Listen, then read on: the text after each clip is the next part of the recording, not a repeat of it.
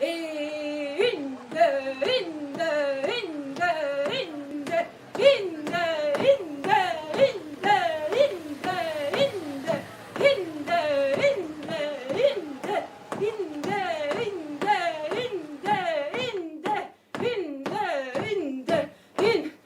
Ah, Dieu que c'est long ce bourg. Ah, si je traînais au pas un sabre à gland de crâne, je penserais différemment sans doute. Donc l'homme debout, en fait, c'est l'histoire d'un jeune homme qui part à la guerre et à partir de là, c'est comment il fait pour s'en sortir, en fait, pour se raccrocher aux petites choses de la vie quotidienne qui vont l'aider à s'en sortir. Donc on passe par plein d'émotions et voilà, c'est un voyage émotionnel où on le suit dans cette guerre, quoi.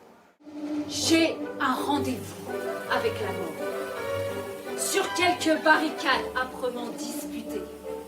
Quand le printemps revient avec son ombre frémissante et quand l'air est rempli des fleurs du pommier.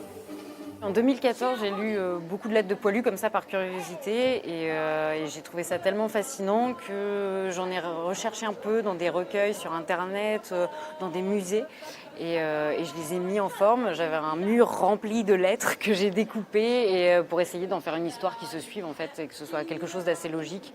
Au final, c'est une histoire assez horrible.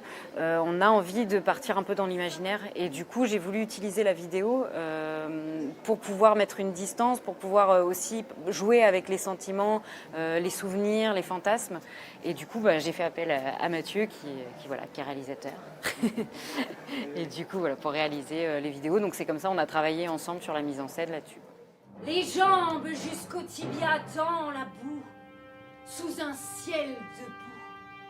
Il monte la garde dans la boue. Puis à la relève, il se couche sur un lit de boue. Le poilu est un homme debout.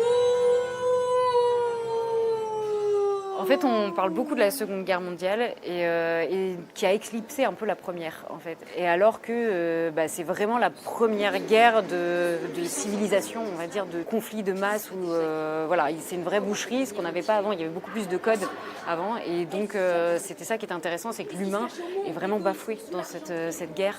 Les jeunes gens qui étaient là-dedans, ils y venaient un peu par hasard et ils ne s'attendaient pas à ça aussi. Et quand ils y vont en se disant on va devenir un héros, ça va durer 3 semaines. Et en fait, là, ça a complètement changé la donne avec cette Première Guerre mondiale. Et c'est pour ça qu'à la deuxième, ils ne voulaient plus y aller, quoi. Donc je pense que c'était important, c'était une guerre importante et intéressante du point de vue humain, du point de vue sociologique. Voilà, c'était intéressant de travailler là-dessus. Ah, donne-moi tes lèvres. Non, mais arrête. Allez, donne-moi tes lèvres. Vas-y, là. Allez, non, mais donne-moi tes lèvres. Allez, là. Oh. Il n'y a pas un mot qui a été inventé par nous, c'est vraiment que des lettres de poilus. Il y a aussi une lettre ou deux d'allemand. Il y a également une lettre de journaliste et le dernier texte de la fin, c'est De Gaulle. Voilà. Nous, on n'a rien fait. Si c'est pour cela et à cause d'eux et à cause de toi, qui te négligeait. N'es-tu qu'une simple viande offerte sous le bistouri du social chirurgien? Une curiosité offerte, et qui rapporte, qui s'immole, qui donne ton sang pour refaire celui des autres. Tu es sale, plein de vermine et déjà charogne. Pourquoi Avignon? Parce que c'est une vitrine en fait. C'est là où tous les programmateurs se retrouvent, les journalistes et aussi le public vient à Avignon parce qu'ils savent qu'ils vont voir plein de pièces.